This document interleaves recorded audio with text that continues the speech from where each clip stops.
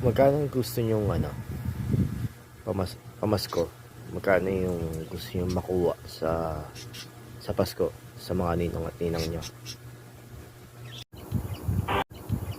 Ngayong Pasko, magkano ibibigay mo sa iyong inaanak?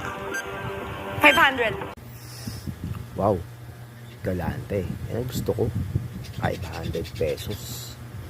Yan ang gusto kong kunin ninong. Yan ang gusto kong kunin ninang. Yan ang masarap maging ninang.